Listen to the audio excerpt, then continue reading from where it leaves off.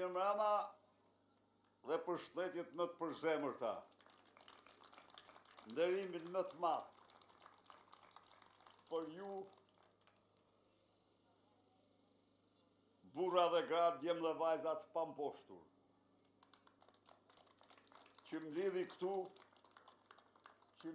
këtu në emër të vërtetave më të mëdha të shqiptarëve. Mblidhi këtu në emër të idealeve të lirisë.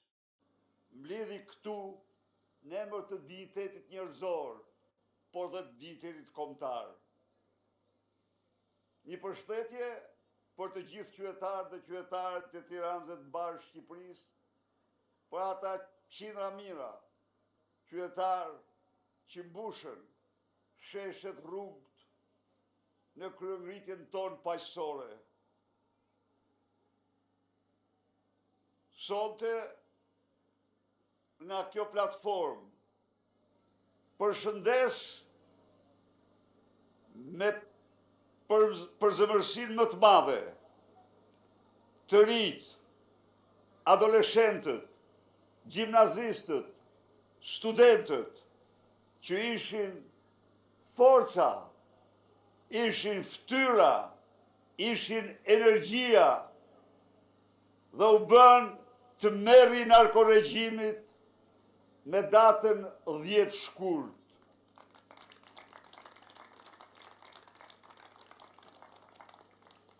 Duke shpreh mirënjohje të pakufishme ndaj tyre dhe nderimin tim, duhet t'u them gjithashtu se shans i madh i jetës suaj të filloni mbrojtje, të filloni jetën politike në mburojtje të vendit dhe të kombit tuaj. Është shans i madh i juaj të mbroni këtë vend nga kjo e keqe e të mërshme që i ka rënë mbi supe. Është mision i jetës suaj, mision për cilin do ndjej krenar gjithmonë, jo vetëm ju, por fëmijët tuaj, fëmijët e fëmijëve tuaj, sepse u angazhuat në një moshë të tillë për të përmbysur narkodiktaturën, për të përmbysur diktaturën autoritare më të keqe që Europa ka njohur. Unë gjithashtu denoj me forcën më të madhe dhunën, terrorin fizik dhe psikologjik që ushtruan në komisariatet e policisë ndaj të rive, ndaj adoleshentëve, histerin në parlament të hajdut dhe socialist kundra tyre. Unë paralajmëroj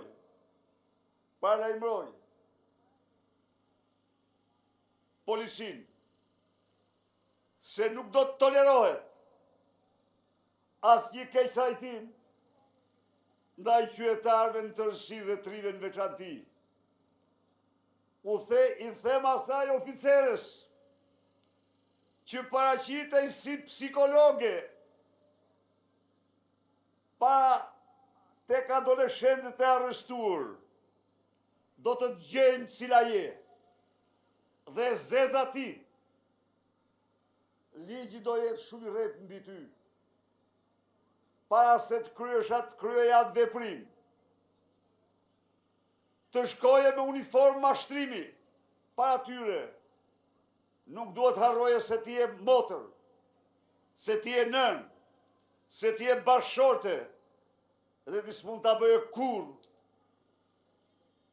atë para adoleshentëve dhe të rive shqiptarë. U bëj thirrje forcave të rendit të qëndrojnë në detyrë jashtë çdo ndikimi nga banditët në drejtim. Ju jeni njerëz, jeni bija, jeni familjar, jeni bashkëshortër, prindër, jeni qytetar.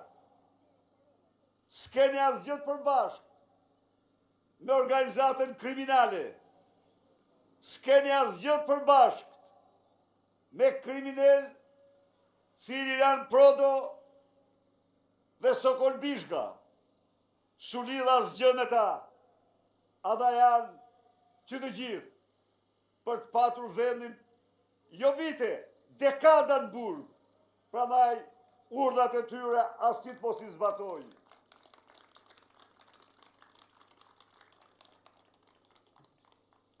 Miq, sa herë të mendojmë vendimi ynë për misionin e ri të përmbysjes së diktaturës së re është vendimi jetëson, është vendimi më i drejtë që kemi marrë ndonjëherë. Rezultatet janë shumë impresive. Sonte mund t'u jap lajmin se agjensitë më të mëdha të botës kanë dhënë zërin tuaj.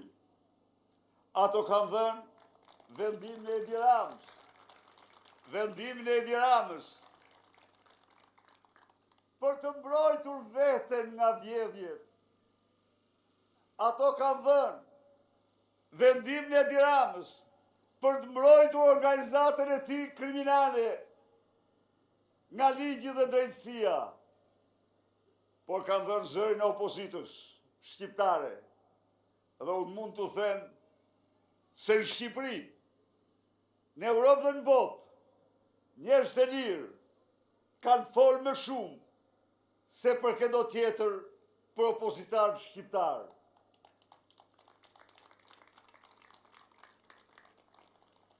Ata të cilët thonë, po ja ku është Edi Rama, janë ashkon edhe në Kosovë si armik i egër i saj, po u them, shkon, por absolutisht kur më, ai nuk është ai që ishte. Ai është njeriu që Zotja shoh kush bojnë në suratin. Ai është njeriu i cili, të cilin ju e detyruat të dalë lakurish si hajdut para shqiptarëve dhe botës. Imagjinoni për një moment, sikur të mos ishte zëri juaj. Imagjinoni për një moment, sikur të mos ishte kryengritja jonë paqësore, se çfarë turpi do t'ishte për ne shqiptarët.